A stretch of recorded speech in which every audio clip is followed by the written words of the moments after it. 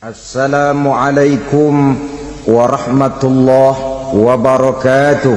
Waalaikumsalam warahmatullahi wabarakatuh.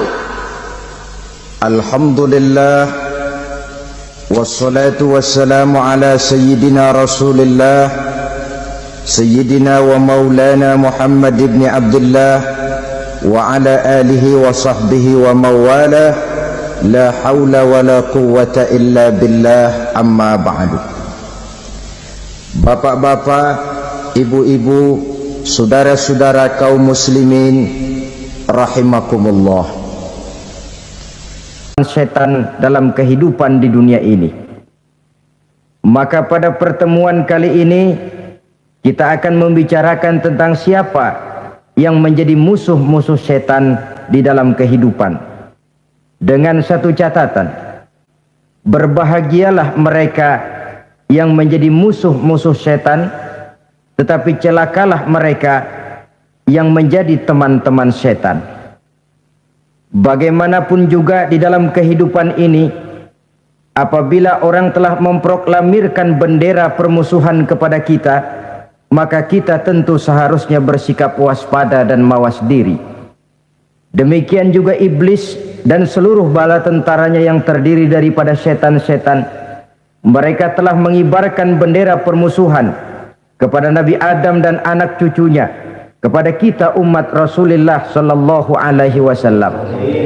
Akan sengsara dan celaka jika kepada iblis dan setan yang telah nyata-nyata mengibarkan bendera permusuhan itu kita mengadakan toleransi, mengadakan kerjasama, dan menjadi budak yang memperturutkan kemauan daripada iblis dan setan. Siapa yang menjadi musuh-musuh setan dalam kehidupan ini? Inilah pertanyaan berikutnya yang diajukan oleh baginda Rasul kepada iblis. Hai iblis, kalau teman-temanmu adalah seperti yang telah engkau jelaskan tadi, sekarang cobalah beritahu saya, siapa di antara umatku yang menjadi musuhmu dalam kehidupan ini?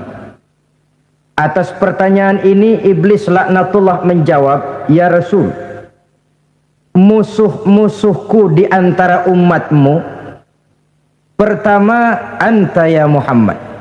Musuhku yang pertama adalah engkau wahai Muhammad. Kenapa iblis mencatat Nabi Muhammad sebagai tokoh nomor satu dalam deretan musuh-musuhnya? Mudah dipahami. Pertama, keberadaan Rasul merupakan rahmah lil alamin, rahmah bagi lingkungan. Yang kedua, beliau berfungsi menyelamatkan manusia dari tempat yang gelap gulita, dari tempat kesesatan menuju tempat yang terang benderang penuh berisi petunjuk dan hidayah dari Allah Subhanahu wa taala. Maka menurut iblis inilah manusia perintang pertama atas segala daya dan usahanya menggelincirkan manusia ke jalan yang dimurkai oleh Allah Subhanahu wa taala. Kalau kita baca sejarah, risalah yang dibawa oleh Nabi Muhammad ini memang merupakan risalah yang membawa rahmah bagi alam sekitarnya. Ada sedikit perbedaan dengan risalah-risalah sebelum beliau. Sepertinya risalah yang dibawa oleh para rasul terdahulu itu mempunyai efek yang langsung pada kehidupan di dunia ini. Nabi Nuh misalnya menyampaikan agama. Hai umatku, ini agama. Umat menentang, turun banjir yang menenggelamkan orang-orang kafir. Azab diturunkan pada waktu itu juga pada saat nabinya masih hidup. Jadi azabnya itu jenis cash, kontan. Nabi Soleh, hai umatku, ini agama. Mereka menolak, turun gempa bumi yang amat hebat menggulung orang-orang kufur. Nabi Musa, hai umatku, ini agama. Mereka menolak.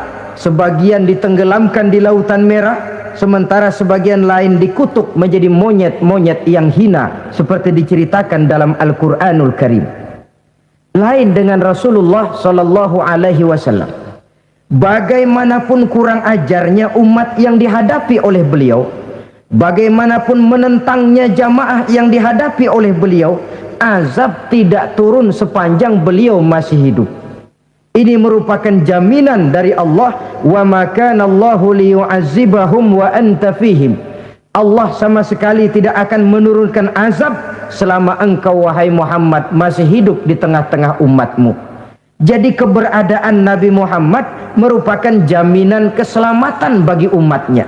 Selama beliau masih hidup, azab tidak turun bagaimanapun kurang ajarnya umat. Di sini sedikit bedanya dengan nabi-nabi terdahulu. Juga perbedaan dalam pola dakwah. Nabi Nuh ketika dakwahnya ditolak oleh umat, keluar doanya meminta umatnya ditenggelamkan. Tetapi Nabi kita ketika dilontari batu oleh umat, malah beliau mendoakan umatnya agar memperoleh hidayah. Oleh sikap yang semacam ini, wajar lalu iblis menganggap Nabi Muhammad sebagai musuh ranking pertama. Yang kedua,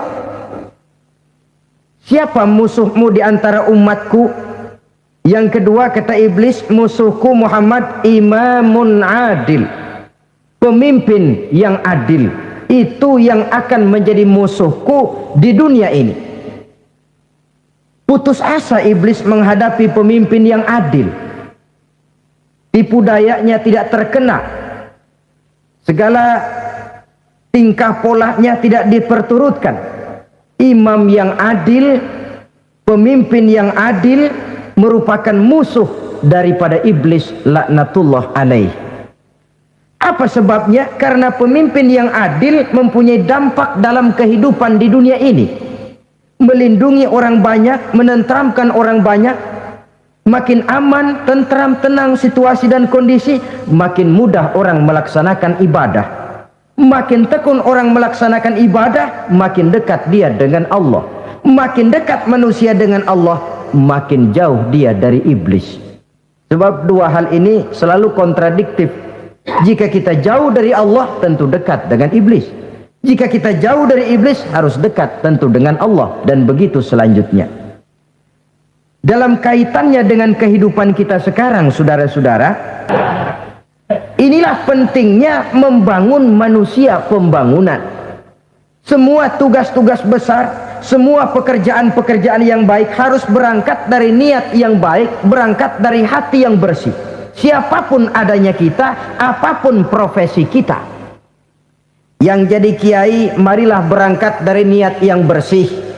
Yang jadi mubalik, marilah berangkat dari niat yang bersih.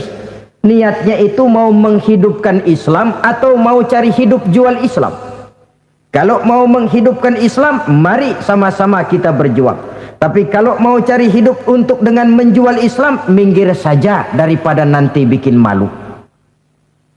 Yang mengurus masjid, mari berangkat dari niat yang bersih. Ngurus masjid itu niatnya mau menghidupkan masjid atau mau cari hidup di dalam masjid. Kalau mau menghidupkan masjid, mari. Tapi kalau mau mencari hidup di dalam masjid, tolong minggir saja daripada nanti bikin aib. Yang jadi orang alim, mari berangkat dari niat yang bersih. Jangan memperjualbelikan fatwa, yang halal dikatakan haram, yang haram jadi samar-samar, nanti membingungkan umat. Berangkat dari niat yang bersih, membangun manusia pembangunan. Ini barangkali istilah yang lebih kena. Saudara-saudara kaum muslimin rahimakumullah, setiap kita pada hakikatnya punya bakat. Secara fitrah yang kita bawa, bakat apapun kita ini punya. Saudara punya bakat jadi pemimpin, saudara pun punya bakat jadi pengkhianat. Saudara punya bakat jadi orang soleh, saudara juga punya bakat jadi orang salah. Saudara punya bakat jadi orang besar, saudara pun punya bakat jadi orang hina. Seluruh bakat ada di dalam diri kita. Tinggal nanti pertumbuhannya mana yang lebih subur. Saudara punya sifat berani, saudara pun punya sifat takut. Seberani-beraninya orang mesti ada sifat takutnya. Nanti mana yang tumbuh lebih subur? Kalau takutnya tumbuh lebih subur, dia akan jadi orang penakut. Kalau beraninya yang tumbuh lebih subur, dipupuk oleh lingkungan, pendidikan dan sebagainya, dia akan tumbuh jadi orang pemberani. Oleh karena itu, agama merupakan lingkungan yang subur untuk menumbuhkan benih-benih yang baik yang kita bawa bersamaan dengan lahirnya kita ke alam dunia ini. Setiap kita, saya, saudara, punya bakat jadi pemimpin, punya bakat jadi pengkhianat, punya bakat jadi pengabdi, punya bakat jadi koruptor, punya bakat jadi pemelihara, punya bakat jadi perusak. Tinggal nanti lingkungan pendidikan yang menumbuhkan mana yang tumbuh lebih subur. Kalau lingkungan saudara lingkungan maling, maka sifat pengkhianat akan tumbuh lebih subur. Kalau nanti saudara jadi pemimpin, insya Allah korupsi.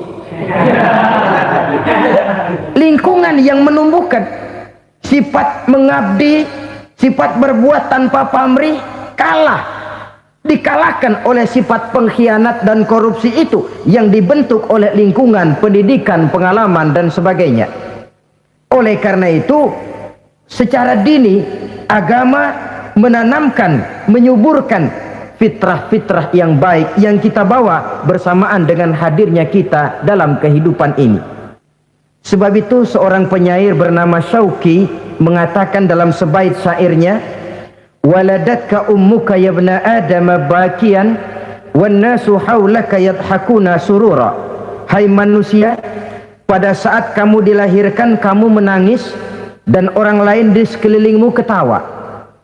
Kakek senyum dapat cucu baru, paman gembira dapat keponakan baru, sementara kita yang lahir menangis. Betul apa benar?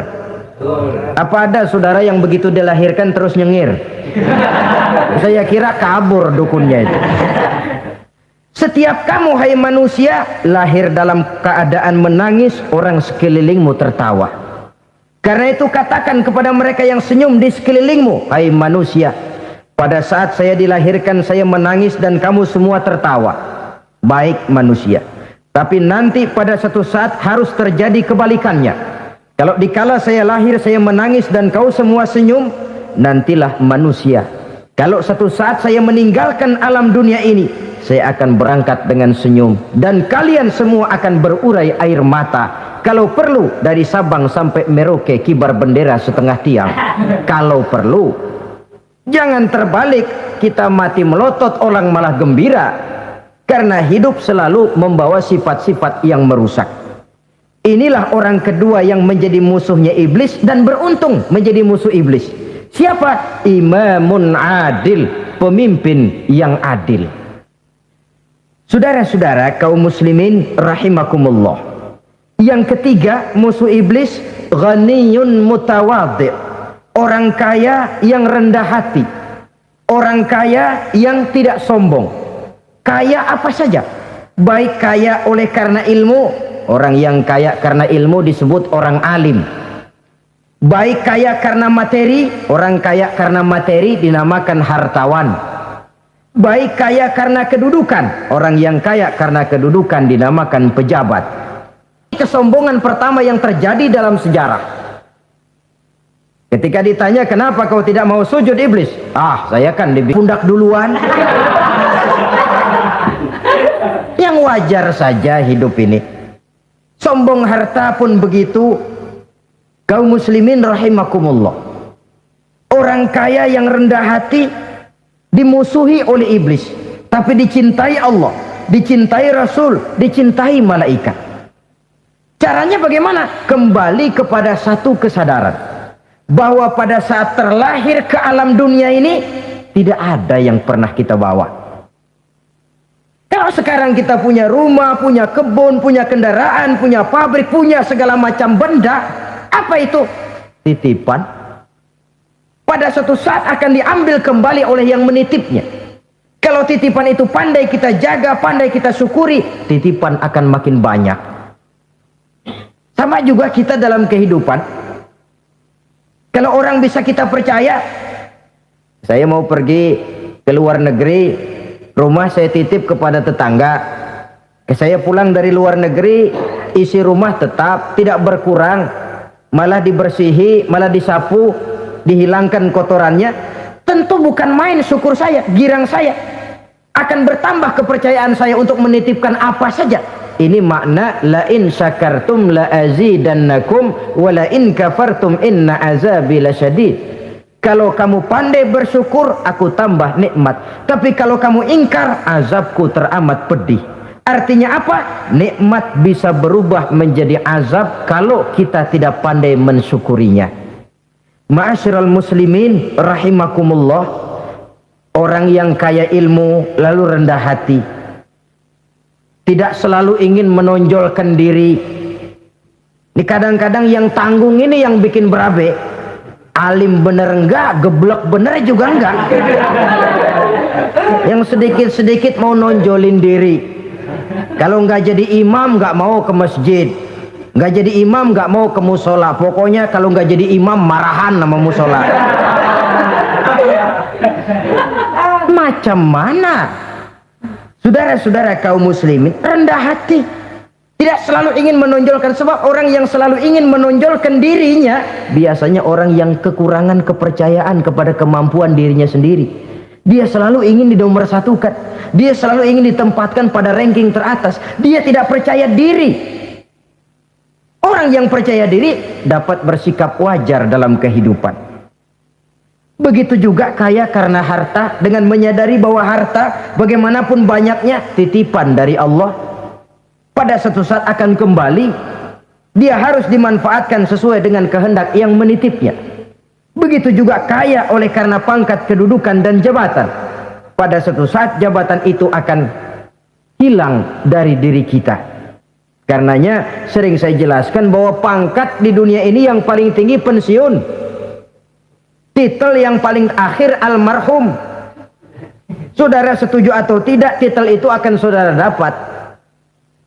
Bagaimanapun kita cinta kepada pangkat, kedudukan, entah pada akhirnya suatu saat akan sampai kepada posisi yang namanya pensiun. Kalau sadarlah kita kepada pemikiran ke arah sana, maka untuk mencapai kekayaan, baik kekayaan harta, kekayaan kedudukan, tidak lalu menghalalkan segala cara untuk mencapai tujuan, tapi dibatasi oleh norma dan kaedah yang harus dia taati, baik kaedah agama maupun kaedah bernegara. Inilah orang ketiga yang menjadi musuhnya iblis, orang kaya yang rendah hati, orang kaya yang tidak sombong. Yang keempat, saudara-saudara, tajirun shadiq, pedagang, pengusaha yang jujur. Iblis gedek betul, benci bukan main sama pengusaha, sama pedagang yang jujur, yang tidak ngurangi timbangan, tidak nipu pembeli, tidak barang yang jelek dibilang bagus, atau yang bagus di atas yang jelek di bawah, atau dicampur yang baik dengan yang jelek supaya kelihatan semuanya jadi baik. Semua orang ingin untung, tidak ada kecuali siapapun orangnya, dan itu wajar. Setiap manusia ingin mendapat keuntungan, kalau perlu dengan modal minimal mencapai keuntungan maksimal, seperti yang diajarkan oleh teori ekonomi. Itu kan yang namanya produktif kan. Satu usaha dinamakan produktif, bagaimana kita mengeluarkan modal minimal bisa mencapai keuntungan maksimal. Silakan. Bahwa manusia ingin untung itu insting, naluri, fitrah, tidak ada orang yang mau rugi. Tapi cara mencapai keuntungan itu yang membedakan antara seorang muslim dengan yang bukan muslim. Sudah pernah saya sampaikan, apabila kaum pengusaha, para pedagang sudah dijangkiti penyakit yang tidak jujur, yang akan timbul adalah kekacauan ekonomi. Kekacauan ekonomi bisa menimbulkan revolusi sosial, dan revolusi sosial merupakan kiamat satu generasi. Semua kericuhan hampir bermuara dari perut, dan itu ekonomi. Orang nodong perut, orang korupsi perut. Ya walaupun korupsi kalau sudah kelas kakap tidak lagi sekedar urusan perut. Ya perut apa yang diurusin kalau korupsinya miliaran itu? Perut jin barangkali. Saudara-saudara kaum muslimin rahimakumullah. Oleh karena itu, pedagang yang jujur, pengusaha yang jujur, ini merupakan musuh iblis. Iblis tidak senang kalau ada pengusaha yang jujur. Iblis tidak senang kalau ada pedagang yang jujur. Tapi iblis akan tepuk tangan kalau pedagang sudah selingkuh, kalau pengusaha sudah nipu. Ada orang bilang, sekarang mah kalau jujur-jujur bener nggak makan apa-apa dong kita. Sebab katanya jangan lagi nyari yang halal, sekarang ini yang haram aja seret. Rupanya sering masang undian nggak pernah kena. Lalu bilang jangan yang halal, yang haram aja nggak kena-kena katanya. Sebenarnya bukan itu masalahnya, saudara-saudara. Bukan itu masalahnya. Masalahnya ialah bahwa kejujuran membawa keberkahan. Ini kalau kita berpikir dengan kacamata agama. Keberkahan merupakan sumber ketenangan. Dan ketenangan ini tidak bisa dibeli dengan materi yang bagaimanapun banyaknya. Walaupun kita punya percetakan duit, ketenangan itu nggak bisa dibeli. Jangankan cuma punya duit banyak, percetakan duit saudara punya, mau membeli ketenangan yang berasal dari keberkahan, sulit. Jadi kejujuran membawa keberkahan, keberkahan membawa ketenangan. Jangan macam dulu tukang sol sepatu. Ditanya oleh temannya, "Bang, ngesol satu hari dapat berapa?" 200 rupiah. Sembayang enggak? Enggak. Islam? Islam, kalau Islam mah. Kata temannya, "Sembayang dah, kali aja besok dapat rezeki lebih banyak." Yang benar, iya. Sebab kalau orang sholat itu Allah dekat, nanti rezekinya ditambah. Beneran? Bener. Subuh sembayang dia. Habis sembayang sarapan, berangkat ke tempat dia ngesol, mangkal.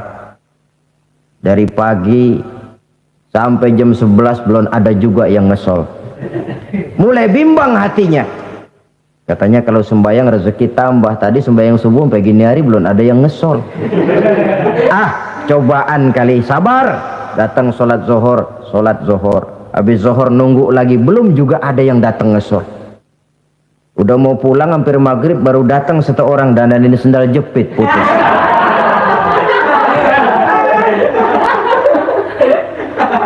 Sudah bayar 25 rupiah, pulang dia si tukang sol ini, ketemu sama temennya yang nyuruh sholat tadi.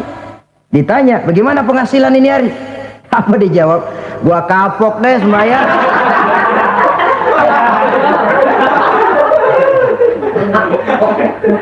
Kemarin nggak sembayang dapat 200, sekarang begitu sembayang jigo.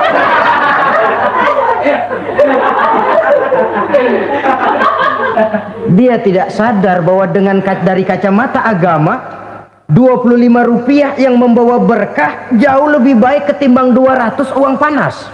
Dari kacamata agama, 25 rupiah yang membawa berkah lebih baik daripada 200 rupiah tapi panas.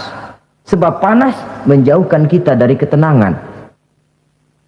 Itulah sebabnya maka pedagang yang jujur, pengusaha yang jujur menjadi musuh setan dan beruntung.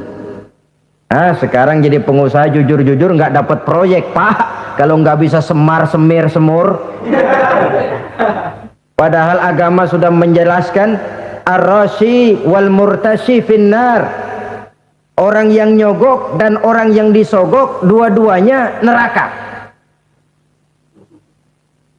Kenapa? Join termasuk ta'awanu 'alal ismi wal 'udwan. Bertolong-tolongan dalam berbuat dosa dan kesalahan. Kalau hadiah, lain hadiah. Kalau sedekah, lain sedekah. Tapi yang namanya semir, suap, ar-rashi wal murtashi finnar. Saudara-saudara kaum muslimin rahimakumullah.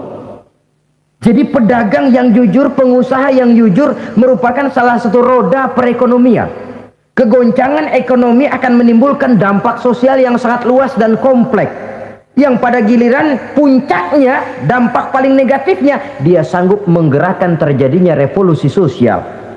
Bukankah sebagian besar gerak hidup manusia dimotivasi oleh keinginan untuk mempertahankan kelangsungan hidup?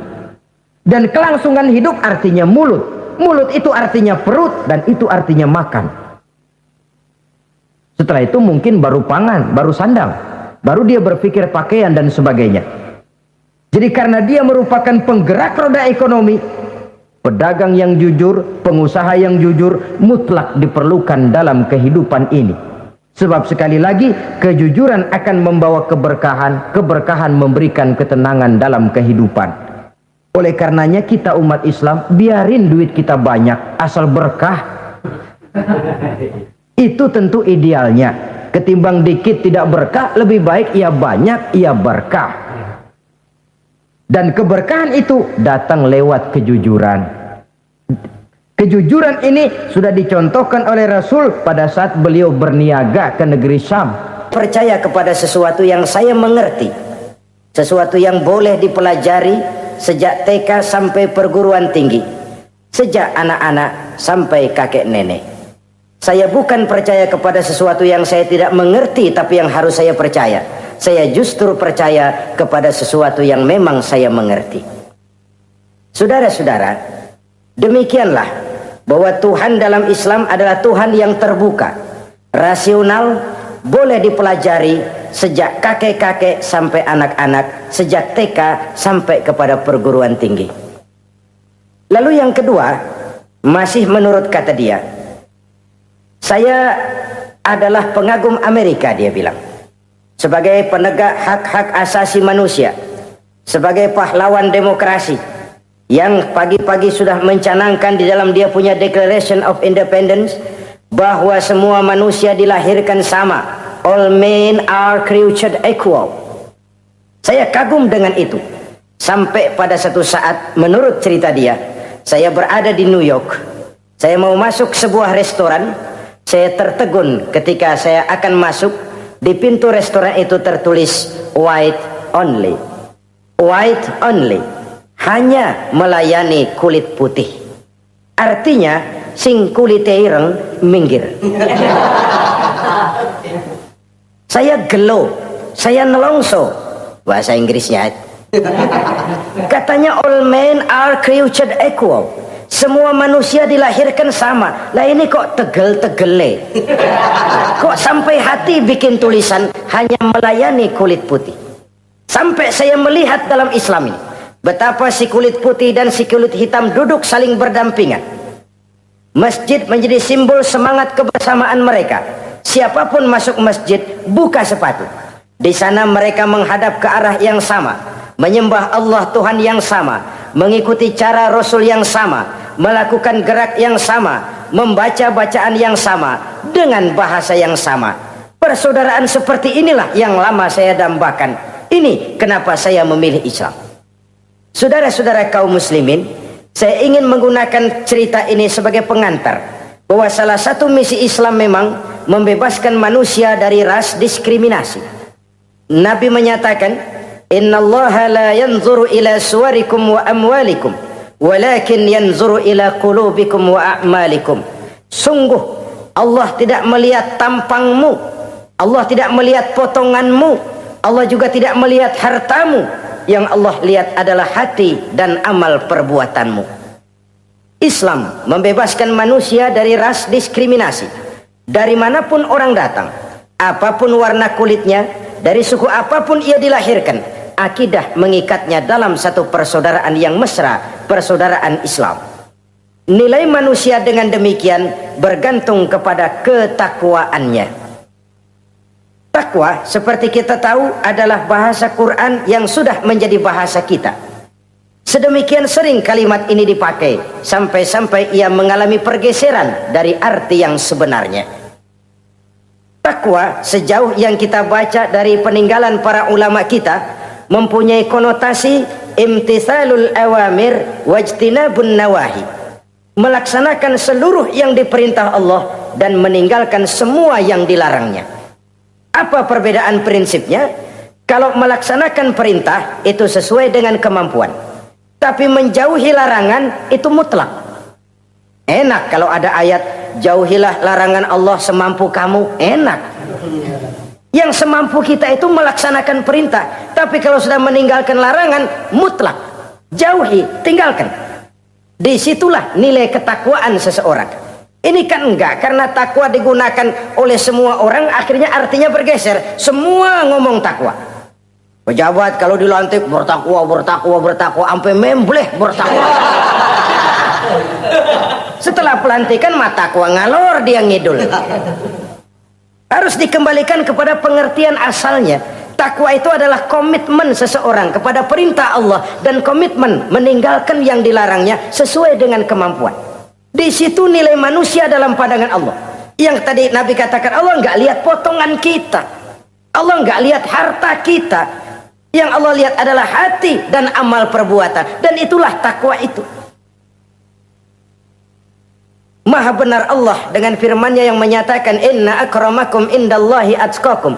Yang paling mulia di antara kamu dalam pandangan Allah adalah orang yang paling bertakwa kepadanya.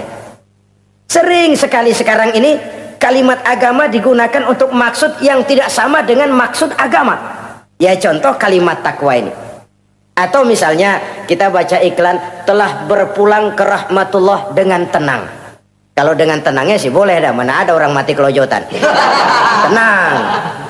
Tapi ke rahmatullah. Rahmatullah itu kan artinya kasih sayang Allah. Kasih sayang Allah itu kan surga. Kalau bajingan mati, enggak ke rahmatullah pulangnya. Kalau mau jujur mestinya telah pulang ke neraka. Kalau mau jujur, kalau mau pakai bahasa netral sopan, telah berpulang. Begitu sajalah. Pulang kemana? Ya sesuai dengan amalan dia. Tapi kita kadang salah kaprah menggunakan kalimat rahmatullah untuk yang tidak baik. Termasuk di dalamnya penggunaan kalimat takwa ini. Padahal disinilah nilai manusia dalam pandangan Allah. Kalau manusia dinilai dari potongannya, bintang film nomor 1 masuk surga. Kalau manusia dinilai dari hartanya, konglomerat nomor 1, kita mau belakangan, buncit banget gitu. Allah maha benar. Yang paling mulia di antara kamu dalam pandangan Allah, yang paling bertakwa kepadanya. Nah, apa sih sifat-sifat orang takwa itu? Ini yang akan kita bicarakan pada pertemuan kali ini. Berangkat dari surah Al-Baqarah ayat 3 sampai dengan ayat 5. Kita akan melihat 5 tanda orang-orang takwa itu. Apa dia? Pertama, allazina yu'minuna bil ghaib. Orang yang bertakwa adalah orang yang beriman kepada hal-hal yang gaib. Kita tahu bahwa yang ada ini kan cuma 2 saja pada hakikatnya. Pertama Allah, dan yang kedua alam. Allah adalah apa yang selain alam. Yang selain alam itu ya Allah namanya. Allah itu bukan alam, dan alam bukannya Allah. Allah disebut Khalik, alam disebut makhluk. Kemudian alam ini kan ada 2 macam. Ada alam nyata, ada alam gaib. Ada alam syahadah, ada alam gaib. Alam nyata kita sebut dengan alam fisika, dan alam gaib kita namakan dengan alam metafisika. Termasuk dalam alam gaib ini kita wajib beriman. Akhirat, alam gaib, kita percaya akhirat itu ada. Alam kubur, alam gaib, kita yakini keberadaannya. Malaikat, alam gaib. Jin, alam gaib. Setan, genderuwo, memedi, kuntilanak, tuyul. Kita percaya kepada iblis, percaya bahwa iblis itu ada. Kita percaya kepada malaikat, percaya bahwa malaikat itu ada. Dan kepercayaan ini sudah nature. Kalau kita lihat dalam dunia animisme, orang dahulu menyembah pohon sebenarnya kan karena dia percaya bahwa pohon punya kekuatan. Kekuatan itu yang disembah untuk mengharap manfaatnya atau terhindar dari bahaya yang bisa ditimbulkannya. Orang menyembah api karena percaya di balik api itu ada kekuatan. Orang menyembah lautan begitu, orang menyembah gunung begitu. Nah, Islam mengarahkan ini kepada hal-hal yang lebih konkret. Percaya kepada alam gaib. Bahwa di balik alam nyata ini ada alam yang tidak nyata. Apakah itu namanya akhirat, alam barzah, malaikat, jin, itu semua termasuk di dalam alam yang gaib. Orang yang bertakwa, allazina yu'minuna bil ghaib. Dia percaya kepada yang gaib-gaib itu. Percaya tentang adanya. Bukan percaya kepada iblis lalu ngikutin si iblis, bukan. Kita percaya yang namanya iblis itu ada. Setan itu ada, jin itu ada, malaikat itu ada, alam kubur itu ada. Sebagai makhluk yang diciptakan oleh Allah, dan Allah sebagai Khalik. Baik alam syahadat, baik alam gaib, penciptanya tetap Allah subhanahu wa ta'ala. Allah menciptakan siang, Allah ciptakan malam, Allah ciptakan yang baik, Allah ciptakan yang tidak baik. Apa perlunya? Ada manfaatnya untuk keseimbangan dalam alam ini. Manusia kan diberikan kebebasan, bahwa segala sesuatu sudah ditentukan Allah memang, tapi kan tidak diberitahukan ke kita. Alam naj'al lahu 'ainaini wa lisana wa syafatain. Bukankah kami berikan kamu dua mata, dua telinga, lidah? Bukankah kami berikan kamu kemampuan untuk berpikir? Kami berikan tunjukkan dua jalan, yang baik, yang tidak baik. Kira-kira, manusia, ini jalan kebaikan, akhirnya akan sampai ke surga. Ini jalan kejahatan, akhirnya akan sampai ke neraka. Silakan kamu memilih. Agar kamu tidak salah pilih, kami berikan otak. Kami turunkan Rasul, kami turunkan wahyu, kami turunkan agama. Kalau sudah semikian komplitnya masih salah pilih juga, emang dasar rezeki bonyok. Dikasih otak, diturunkan nabi dan rasul, diturunkan wahyu, ditunjukkan jalan kebenaran. Malahan kata Imam Mustafa Al-Maraghi, Allah memberikan petunjuk kepada kita itu bertahap. Pertama diberikan yang namanya hidayatul ilham, insting. Insting ini tingkatan dasar yang sangat diperlukan oleh manusia. Kita bisa lapar, kita bisa sedih, kita bisa gembira, kita bisa nangis, kita bisa ketawa. Nggak ada yang ngajarin. Belum pernah saya melihat ada kursus ketawa, belum pernah. Belum pernah ada akademi pertangisan, nggak ada. Itu insting yang kita bawa sejak lahir. Dan anehnya ketawa tiap orang nggak sama, nangis tiap orang nggak sama. Itu insting. Bayangin kalau itu nggak ada. Kita nggak bisa sedih, nggak bisa gembira, kita nggak bisa ketawa, nggak bisa nangis. Polos hidup ini, kayak boneka. Nggak ada insting. Nah, ini juga diberikan kepada binatang. Binatang kan cuma instingnya insting rendah. Binatang marah bisa marah. Tapi perasaan mulia binatang nggak punya. Kepengen dipuji, kan kagak ada binatang. Dia cuma punya perasaan-perasaan rendah. Marah, pengen tahu kebo kita sodok, marah dia. Perasaan rendah, lapar, binatang punya. Kenyang, binatang punya. Tapi perasaan tinggi, binatang nggak punya. Kepengen hidup lebih baik, nggak ada. Kepengen hidup terhormat, nggak ada. Senang kalau dipuji, nggak ada. Coba dah kebo kita puji habis-habisan, diam aja dia. Waduh, lu Bo bukan main Bo, hebat bener. Ya tetap aja kebo. Atau kita caci maki, nggak bakal dia marah. Ini perasaan tinggi, ingin lebih baik, ingin lebih terhormat, senang kalau dipuji, marah kalau dicaci. Itu perasaan tinggi yang hanya diberikan kepada manusia. Manusia dipuji, senang, dicaci, marah. Orang kita puji walaupun wah kamu hebat bener, walaupun dia bilang ah kamu bisa aja, tapi kupingnya tetap aja mekar. Senang kalau dipuji. Insting yang rendah diberikan juga kepada binatang, tapi bukan insting yang tinggi. Ini petunjuk pertama. Dengan itu kita punya perasaan dasar untuk mengagumi, untuk sedih, untuk gembira dan sebagainya. Setelah insting kita diberikan panca indera yang kerjanya juga nggak sama. Penciuman dengan pendengaran dengan penglihatan kan nggak sama. Yang enak buat kuping belum tentu enak buat hidung. Orang buang angin kalau ditinjau dari segi bunyi enak buat kuping, tapi hidung kan kelabakan. Kerjanya nggak sama. Panca indera ini penting sebagai kesiapan untuk melayani insting. Persiapan melayani insting. Cukupkah? Tidak. Binatang juga diberikan panca indera. Bahkan kadang-kadang panca indera binatang lebih tajam daripada panca indera manusia. Nah, lalu diberikan yang ketiga, ini yang membedakan manusia dari binatang. Apa? Hidayah berupa akal, pikiran. Dengan ini, coba kita lihat. Manusia bikin rumah, burung bikin rumah. Tapi bandingkan, rumah burung dari tahun atu, ya gitu-gitu aja. Tapi rumah manusia, Masya Allah, modelnya macam-macam. Ada yang kita dari jauh nggak ngerti nih celengan apa rumah orang ini, bundar begini. Binatang bikin rumah, manusia bikin rumah.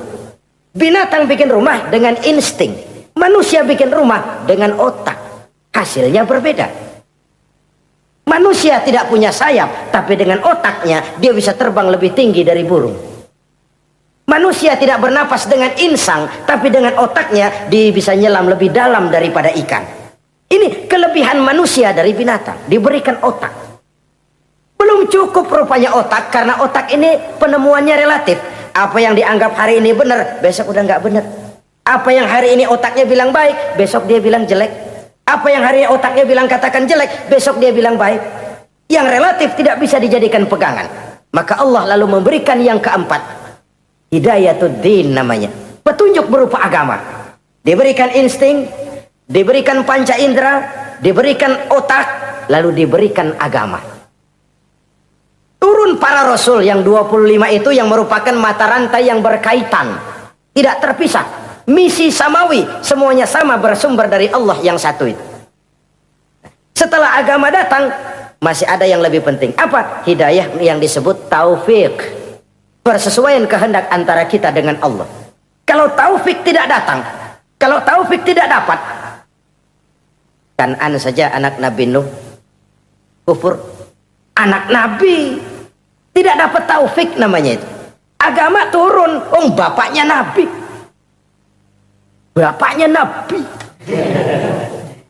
Azar, ayahnya Nabi Allah Ibrahim, tidak mendapat taufik. Lalu Abu Jahal, Abu Lahab, pamannya Nabi, tidak mendapat taufik. Lalu istrinya Nabi Lut tidak mendapat taufik. Bayangkan ini, anak Nabi, paman Nabi, bapak Nabi, istri Nabi. Taufik inilah yang hak prerogatif Allah. Insting semua dikasih, panca indera semua dikasih, otak semua dikasih, agama kepada semua diturunkan. Tapi taufik ini hak prerogatif Allah. Lah kita ini bersyukur, ponakan Nabi aja bukan dapat taufik. Tidak sekedar mendengar Islam, mendengar agama, tapi mengikuti agama itu sendiri. Inilah institusi-institusi yang diberikan Allah kepada kita. Jadi kalau sudah begini lengkap, manusia, nih aku kasih, tempuh jalan ini, masih salah juga, dasar sableng. Pantas kalau Allah mengadili. Pantas kalau Allah memberikan sanksi. Kenapa? Rasul udah turun, otak dikasih, panca indera dikasih, peringatan dikasih, masih salah juga. Pantas dong kalau diadili. Kecuali kalau Allah nggak nurunin apa-apa. Hidup dah selagu-lagu lu sono. Mau guling, mau gupak, terserah deh. Kalau begitu, lalu ada pengadilan, nggak adil. Ini institusinya lengkap kok. Pantas kalau Allah mengadakan pengadilan di akhirat. Pantas kalau Allah meminta kita pertanggungan jawab. Komplit begini rupa. Nah, termasuk di dalamnya kita percaya kepada yang gaib ini. Bahwa ada yang tidak nyata di balik yang nyata ini. Ada yang kita percaya kebaikannya. Ada yang kita percaya sekedar percaya saja. Kayak setan, iblis, kita percaya adanya. Tapi kan nggak wajib ngikutin. Termasuk mempelajari ilmu-ilmunya setan, ilmu-ilmunya iblis. Tenung, santet, nujum-nujuman, ramal-ramalan, itu kan ilmu-ilmunya setan, ilmu-ilmunya iblis. Belajar saja pun jangan, belajar saja pun nggak boleh, apalagi sampai mengamalkannya. Karena tatkala kita belajar, apalagi mengamalkan, kita sudah bersekutu dengan setan dan iblis. Na'udzubillah summa na'udzubillah. Ini yang pertama. Jadi orang yang bertakwa itu sifatnya yang pertama, dia percaya kepada yang gaib. Di balik yang nyata ada yang tidak nyata. Lah, saudara-saudara, jangankan yang alam seperti ini ya, alam kubur, alam akhirat. Masih di alam nyata ini saja ada sesuatu yang hanya kita bisa rasakan tapi nggak bisa kita lihat, nggak bisa kita pegang. Contohnya angin. Ada tuh, kita rasain tapi kan nggak bisa kita pegang. Bentuknya bagaimana kita nggak tahu. Wah, merah pak, kenapa? Buktinya dikerok. Itu mah merah kerokan, bukan warna angin merah. Sesuatu yang ada tapi hanya bisa kita rasakan. Pedas, makan cabai pedas. Pedas itu ada, tapi kan abstrak. Mana sih pedasnya? Nggak bisa kita pegang, nggak bisa kita lihat, tapi kita rasain. Oh, itu yang hijau mah cabai mang. Pedasnya mana pedasnya? Sesuatu yang cuma ada rasa, tanpa bentuk, tanpa bisa kita jamah. Ini satu langkah untuk mengantar kita memahami yang gaib. Yang masih dalam alam nyata saja ada sesuatu yang kita cuma merasakan adanya, tapi kita nggak bisa lihat, kita nggak bisa pegang. Makanya ada orang tanya, Pak, itu kalau orang mati dibacain Fatihah di sono apa pahalanya nyampe tuh? Saya jawab, kalau ente nggak percaya mati dulu dah. Mati dulu, bacain Fatihah, tungguin di sono. Kalau nggak nyampe balik lagi kemari. Long bagaimana hal-hal yang kayak begitu? Wong sholat saja kita nggak tahu sholat kita diterima atau tidak oleh Allah. Kita puasa, kita hanya melaksanakan. Allah mau terima apa tidak kita nggak tahu. Itu yang nyata-nyata, apalagi sudah berkaitan dengan hal-hal yang gaib. Ini sifat yang pertama, orang yang bertakwa, alladzina yu'minuna bil ghaib, dia percaya kepada yang gaib. Alam kubur itu ada, alam akhirat ada, malaikat ada, jin ada, surga ada, neraka ada, dan lain sebagainya. Satu. Yang kedua, orang yang bertakwa itu wa yuqimunas shalah. Setelah percaya kepada yang gaib, mereka juga mendirikan sholat. Nah, mari kita lihat ayatnya. Selalu yang berkaitan dengan sholat itu kalimatnya yuqimunas shalah, mendirikan sholat, bukan mengerjakan. Gak ada ayat i'malis sholah, if'alis sholah, kerjakan sholat, gak ada. Selalu aqimis sholah, dirikan sholat. Kenapa? Kata para ulama, kalimat mendirikan ini mengandung makna istimrar, mengandung arti kontinuitas, ada kelanjutan. Mendirikan sholat artinya mengerjakan sholat dengan betul, selesai sholat, ajaran sholat diterjemahkan dalam kehidupan. Itu artinya mendirikan sholat. Nah, kalau dilihat dari sisi ini, banyak di antara kita yang sudah mengerjakan sholat, tapi belum mendirikan sholat. Sebab mendirikan istimrar, ada kesinambungan. Selesai sholat, ajaran sholat diterjemahkan di tengah-tengah kehidupan bermasyarakat. Sehingga sholatnya punya refleksi, sholatnya punya bias dalam membentuk kepribadian dirinya. Ini kadang-kadang rancu. Yang sembahyang dia, yang nyolong dia. Yang baca Quran dia, yang fitnah orang dia. Yang sedekah dia, yang nyolong dia juga. Ansip bingung bagaimana mutusinnya.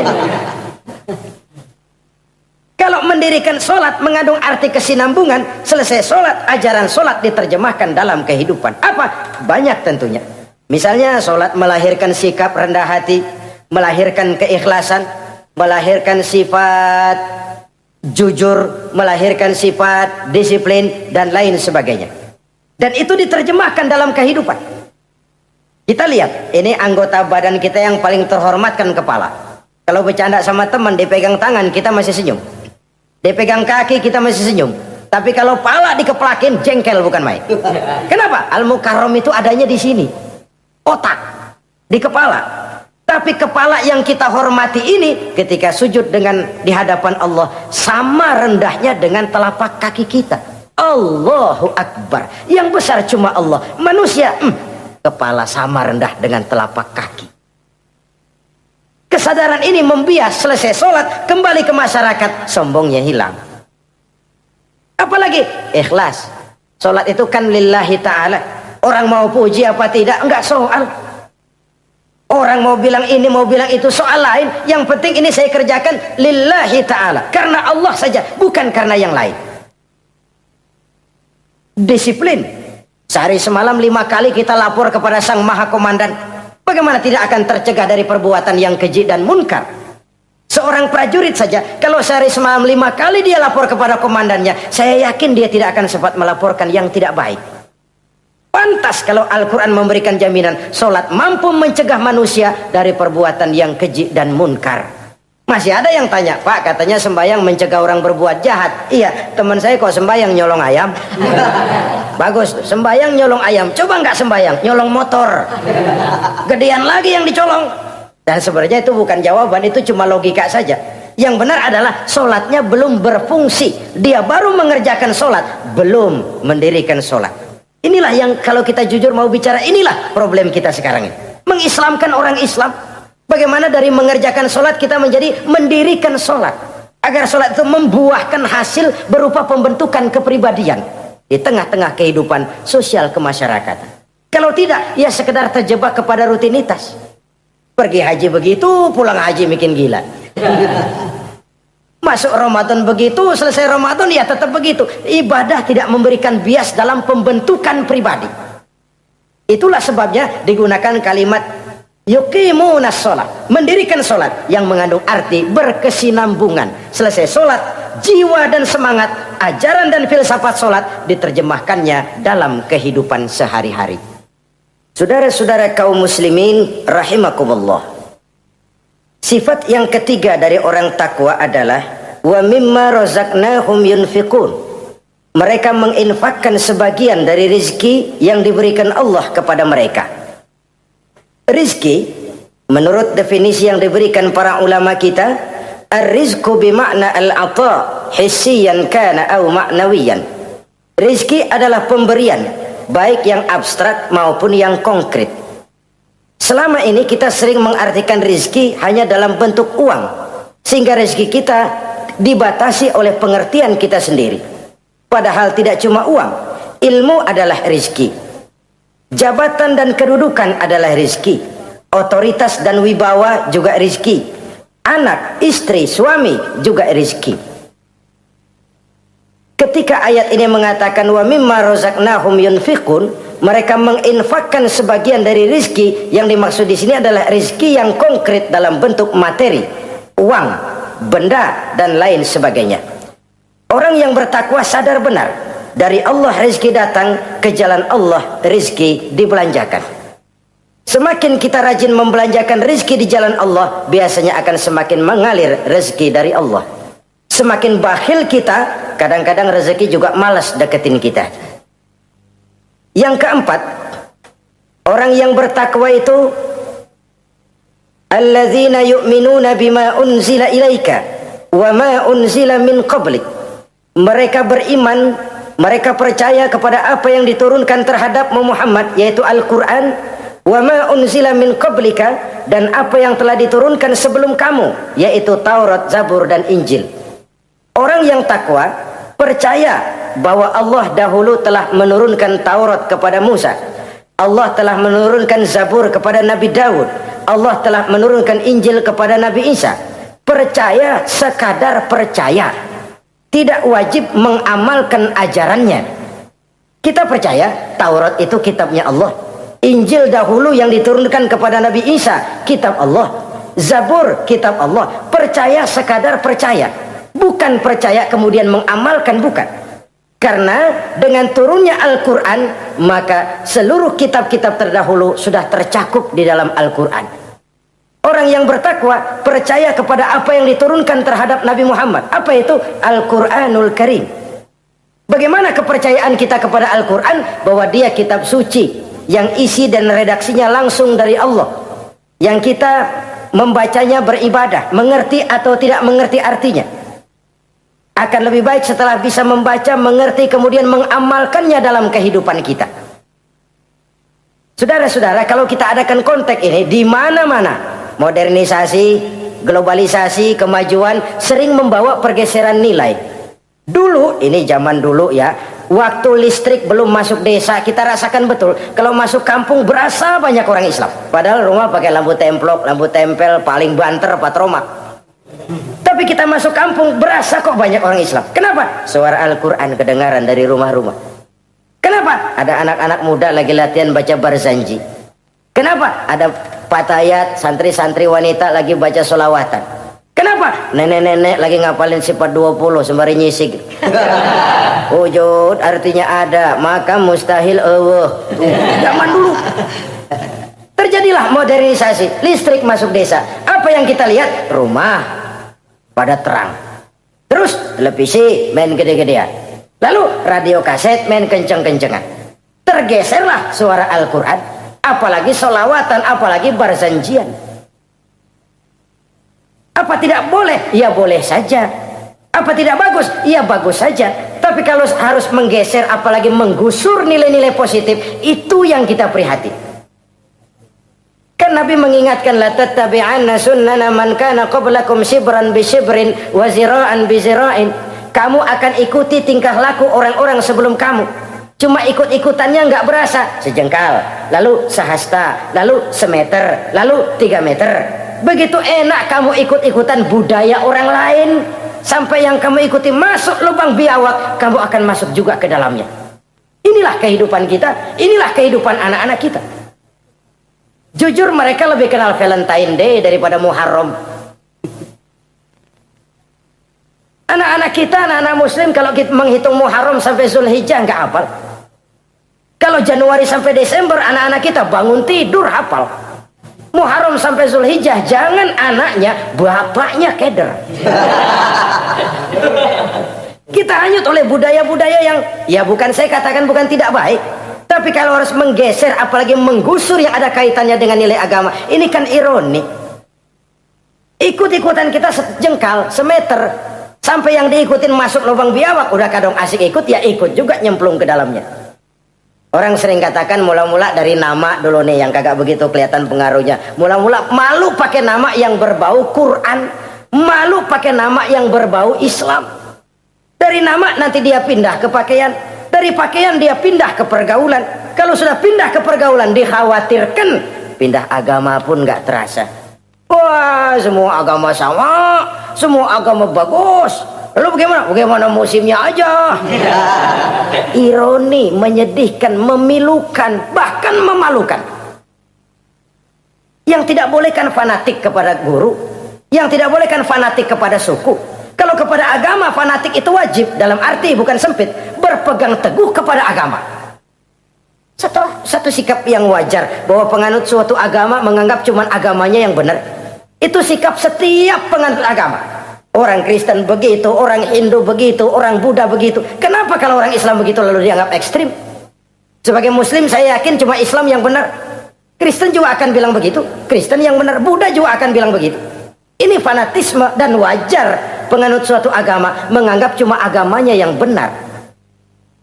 Yang lain juga bersikap begitu. Tapi kalau Islam saja yang bilang ekstrim katanya. Dunia internasional sendiri kadang-kadang kalau sudah ekstremis, teroris, kok cepat sekali alamatnya ke Islam. Saudara-saudara kaum muslimin rahimakumullah, saya kembali kepada soal kita. Begitu enak kamu ikut-ikutan, yang kamu ikuti masuk ke lubang biawak, kamu akan ikut juga masuk ke dalamnya. Maka hati-hati bergaul, maka hati-hati memilih teman, maka baik teman pergaulan, lebih-lebih teman hidup. Karena orang sering bilang cinta itu love is blind katanya ya. Cinta itu kotok, cinta itu buta, cinta itu lamur, nggak bisa bedain coklat, nggak bisa bedain yang lain-lain. Orang sering kehilangan pertimbangan. Demi cinta akidah terjual, demi cinta akidah tergadai. Tidak ada kemalangan yang paling malang kecuali kalau kita harus berpisah dengan akidah. Sebab itu modal dasar. Nah, orang yang bertakwa dia beriman kepada Al-Quran. Beriman kepada Quran artinya apa? Menjadikan Quran sebagai imam dan dia sebagai makmum. Konsekuensinya makmum harus ikut imam. Selain Quran dia percaya kepada Injil, kepada Zabur, kepada Taurat. Dilihat dari sudut ini, umat Islam itu lebih toleran loh. Orang lain yang megang Injil nggak bakal percaya kepada Quran. Orang lain yang memegang Taurat nggak akan percaya kepada Quran. Tapi orang yang megang Quran, dia percaya kepada Injil, dia percaya kepada Taurat. Dari sudut ini kan kita lebih toleran. Allah dahulu menurunkan Injil kepada Isa. Yang Injil itu yang kita percaya. Yang Allah turunkan kepada Isa. Yang Allah turunkan Taurat kepada Musa. Bukan yang telah terkena intervensi dan investasi manusiawi. Dan percaya pun terbatas percaya kepada adanya, bukan kepada mengamalkannya. Kenapa? Karena ordenya udah lewat. Kita percaya Bung Karno adalah presiden pertama Republik Indonesia. Tapi kan udah lewat. Udah lewat. Kita percaya Bung Karno presiden pertama Republik Indonesia. Tapi kan udah lewat, udah selesai. Begitulah kita mempercayai Taurat, mempercayai Injil, ada, kita percaya, tapi kan udah selesai misinya. Yang berlangsung sampai akhirat nanti adalah Al-Quranul Karim. Orang yang bertakwa meyakini itu. Ini yang keempat. Yang kelima, wabil akhirati hum yuqinun. Mereka yakin, orang bertakwa ini, kepada adanya akhirat. Kalau itu kan gampang, semua orang juga yakin. Loh, bukan sekedar yakin, sekedar percaya. Yalah, percaya kepada Allah, percaya kepada akhirat, pokoknya percaya. Bagaimana? Ya begitu, pokoknya percaya. Bukan itu. Kepercayaan yang memberikan refleksi. Iya ya, akhirat ada. Ada hidup sesudah mati, ada akhirat sesudah dunia. Saya memang benar kepengen cepat kaya, tapi kalau nipu orang nanti di akhirat bagaimana? Ini loh. Saya memang benar kepengen cepat naik pangkat, tapi kalau mesti jilat atas injak bawah, sikut kiri kanan, teman jadi lawan, lawan jadi teman, di akhirat saya bagaimana? Ini loh percaya akhirat itu. Saya memang benar kepengen cepat kaya, tapi kalau makan renten nanti di akhirat bagaimana? Kepercayaan yang mewarnai gerak kehidupan. Kalau percaya sekedar percaya, yang buta campur budak juga percaya akhirat ada. Tapi kan kepercayaan yang memberikan refleksi, mewarnai gerak hidup kita. Loh, enggak gitu. Orang yang percaya akhirat itu gayanya enggak gitu. Orang yang percaya akhirat itu sikapnya enggak gitu. Orang yang percaya akhirat jalannya enggak gitu. Orang yang percaya akhirat ngomongnya enggak asal ngomong. Kepercayaan yang memberikan refleksi terhadap gerak hidup. Nah, ini refleksi dari sifat-sifat takwa. Saudara-saudara, kalau itulah sifat-sifat orang takwa, lalu terhadap mereka yang takwa ini, karunia apa yang diberikan Allah? Apa keutamaan mereka? Mari kita kutip beberapa ayat. Pertama, ini janji Allah ya. Wa may yattaqillaha yaj'al lahu makhraja. Siapa yang bertakwa kepada Allah, maka ia akan diberikan jalan keluar dari segala macam kesulitan. Masya Allah. Orang takwa itu kan orang yang dekat dengan Allah. Kalau sudah dekat dengan Allah, everything is running well. Apa yang nggak selesai? Impossible, kata otak. Tidak mungkin, kata rasio. Mana bisa menurut kebiasaan. Tapi orang yang takwa selalu saja ada jalan keluar, selalu diberikan Allah jalan keluar. Ini yang faktor yang irasional, faktor yang non komputer, faktor yang samawi. Allah yang mau ada saja jalan keluar. Coba. Waktu terjadi peristiwa hijrah, Masya Allah, Rasulullah itu sudah dikepung rapat rumahnya, pagar betis. Jangan manusia, tikus saja nggak bisa lewat. Rapat di pagar betis. Kesepakatan sudah jelas, membunuh Muhammad bersama-sama. Apa yang terjadi? Ketika Nabi keluar, buka pintu. وَجَعَلْنَا مِنْ بَيْنِ أَيْدِيهِمْ شَدَّةً وَمِنْ خَلْفِهِمْ شَدَّةً فَأَغْشَيْنَاهُمْ فَهُمْ لَا يُبْصِرُونَ. Di depan, belakang, di kiri, kanan mereka kami jadikan dinding. Kami butakan mereka. Mereka enggak lihat Muhammad keluar dari rumahnya. Allah berikan jalan keluar. Padahal Quraisy siaga satu, pita merah, apel siap, mata menteleng, Nabi lewat enggak kelihatan. Persis ikan bandeng. Ikan bandeng kan melotot, colok dia aja. Enggak lihat apa-apa. Yaj'al lahu makhraja. Allah berikan jalan keluar dari berbagai macam kesulitan. Sesuatu yang menurut kita, aduh udah dah, nyerah dah, nggak bisa dah. Tapi orang yang takwa kepada Allah, Allah janji, Allah lah yang janji ini. Yaj'al lahu makhraja. Allah akan berikan jalan keluar dari segala macam kesulitan. Kenapa? Dia dekat dengan Allah. Orang yang kayak begitu yang kita takut itu. Doanya ngebul, kata anak-anak. Permohonannya didengar, ratapannya dipenuhi. Allah berikan dia jalan keluar, ada saja jalan keluarnya. Ini keistimewaan pertama dari orang yang takwa itu. Lah kalau Allah yang ngasih jalan keluar, siapa yang bisa mencegah jalan orang kayak begitu? Di pagar betis lolos, di Gua Sur Quraisy sampai ke Gua Sur mencari Nabi. Kalau mereka nengok aja kelihatan. Apa yang terjadi? Dilalah, dadakan. Burung bertelur di bibir goa, laba-laba bikin sarang di bibir goa.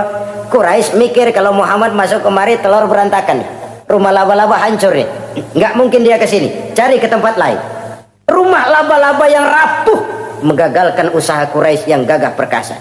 Yaj'al lahu makhraja. Allah berikan jalan keluar. Ini yang pertama.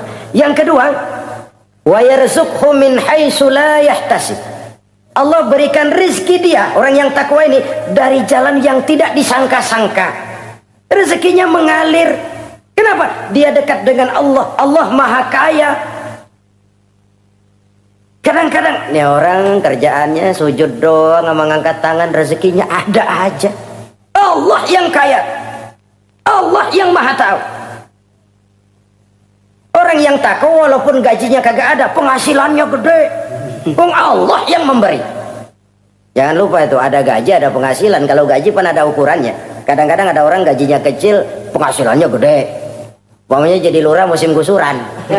Itu penghasilan. Kalau gaji bisa diukur, tapi penghasilan gede lah. Kalau semeter komisinya sekian kan gede tuh penghasilan. Ada juga yang memang gaji gede, penghasilan gede. Ini pejabat-pejabat yang banyak sikutannya tuh.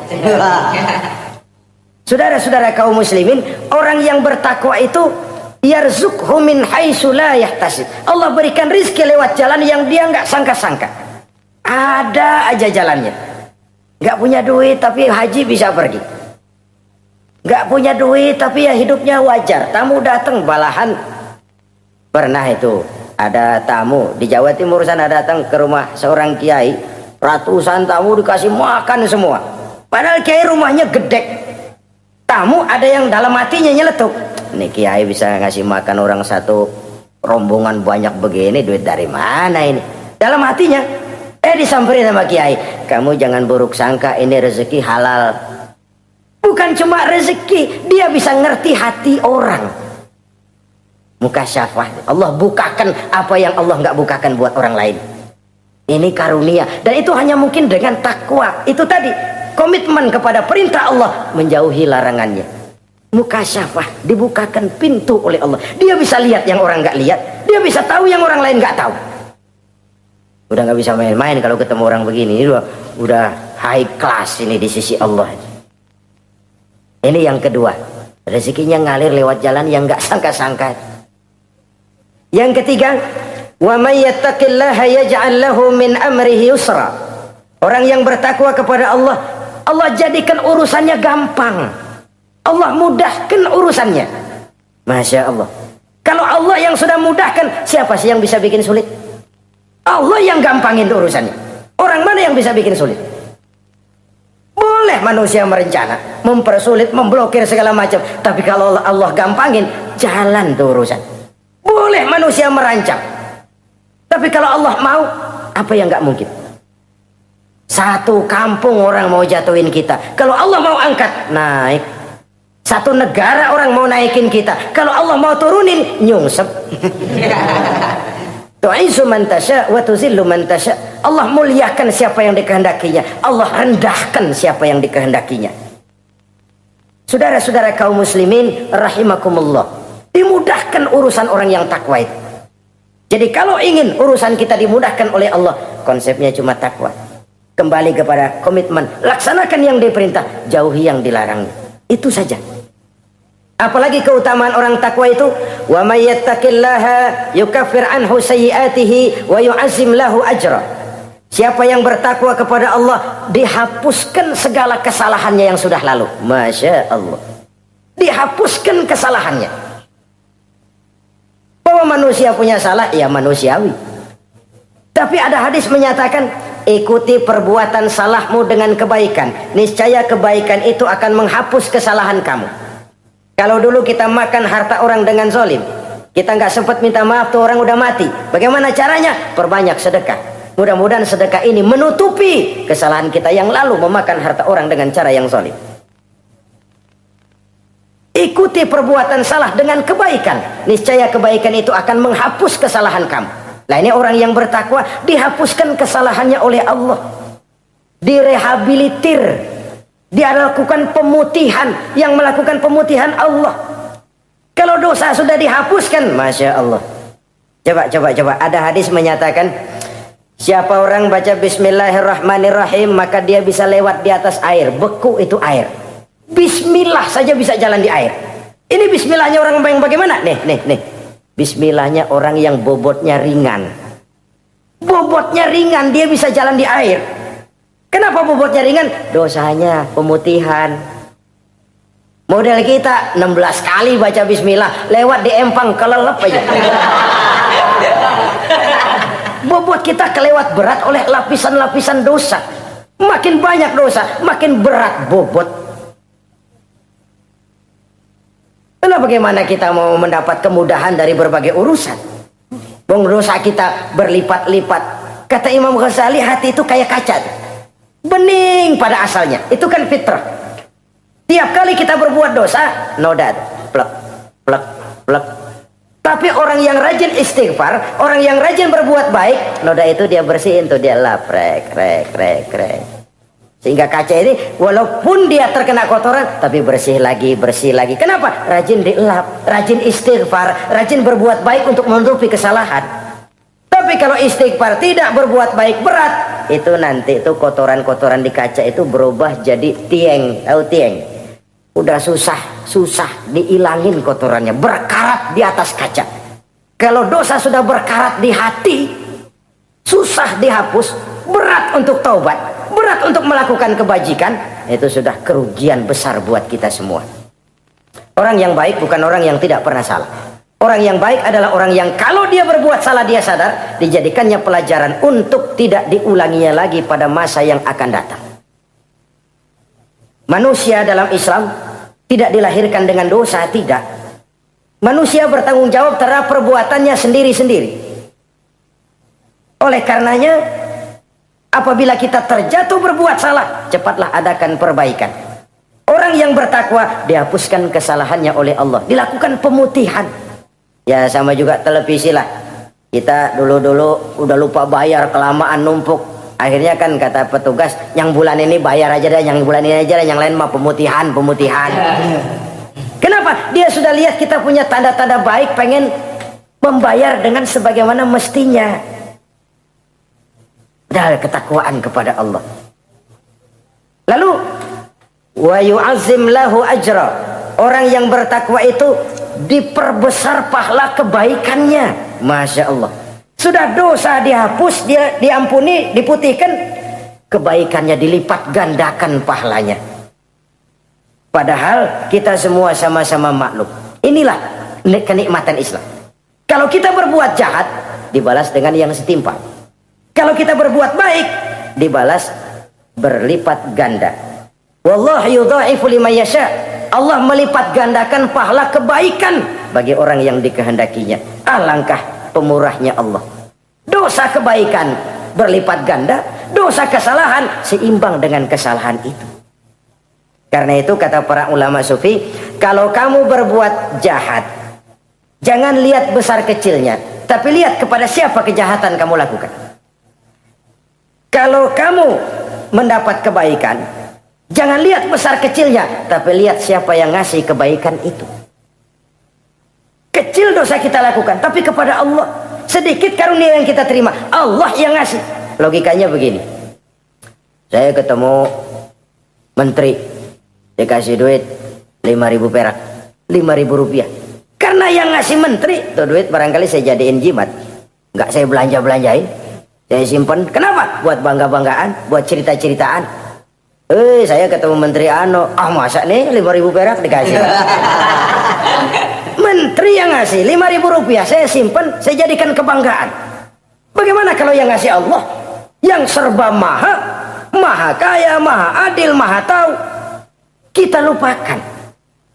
Akaltum ni'mata rabbikum walam tashkurulah. Tiap saat kita namakan nikmat Allah, tapi kita lupa bersyukur kepadanya. Padahal Allah janjikan, makin kamu pandai bersyukur, makin aku tambah nikmatku. Tapi kalau kamu tidak pandai bersyukur, awas, azabku itu amat pedih. Jadi azab, nikmat maksud saya, bisa berubah menjadi azab kalau kita tidak pandai mensyukurinya. Saudara-saudara kaum muslimin rahimakumullah. Dari uraian singkat ini, saya ambil beberapa catatan utama. Pertama, nilai manusia dalam pandangan Allah adalah ketakwaannya. 14 abad yang lalu, sebelum orang teriak-teriak tentang hak asasi, Rasulullah sudah mencanangkan semangat persamaan ketika beliau bersabda, "An-nasu kulluhum li Adam, wa Adam min turab, la fadla li arabiyyin ala ajamiyyin illa bittaqwa." Seluruh manusia berasal dari Adam. Adam diciptakan dari tanah. Tidak ada kelebihan Arab dengan yang bukan Arab kecuali takwanya. Di situ nilai manusia dalam pandangan Allah. Takwa bukanlah kulit. Oh, itu kalau sorbannya paling gede berarti paling takwa. Belum tentu. Wah, tasbihnya panjang-panjang. Belum tentu. Oh, jenggotnya jengser. Belum tentu. Oh, kumisnya tebal buat nyaring kopi kali. Itu kulit perlu, tapi isi jauh lebih penting. Sehingga Nabi katakan, at-taqwa hahuna. Takwa itu di sini, di sini, di sini. 3 kali. Di hati. Bukan di serban, bukan di tasbih, bukan di sajadah, bukan di sarung. Di sini, di situ takwa. Penggeraknya adalah hati. Dan untuk itu Allah menyediakan fasilitas keutamaan. Diberikan jalan keluar dari berbagai kesulitan, diberikan rizki dengan jalan yang tidak disangka-sangka, dihapuskan kesalahannya, dimudahkan usahanya, diperbesar pahala kebajikannya. Karena itu, untuk mengejar posisi di hadapan Allah tidak lain adalah takwa. Allah tidak bedakan manusia dari keturunannya, warna kulitnya, tapi dari ketakwaannya kepada Allah. Orang yang takwa disebut muttaqin, dan itulah nilai tertinggi manusia di hadapan Allah Subhanahu wa taala. Semoga kita diberikan kekuatan untuk mencapai martabat takwa ini dan mendapat keutamaan-keutamaan seperti yang dijanjikan Allah. Sekian dulu jumpa kita kali ini. Insya Allah lain kesempatan kita jumpa kembali. Terima kasih atas segala perhatian. Mohon maaf atas segala kekurangan. Usikum wa iyaya bitaqwallah. Wassalamualaikum warahmatullahi wabarakatuh.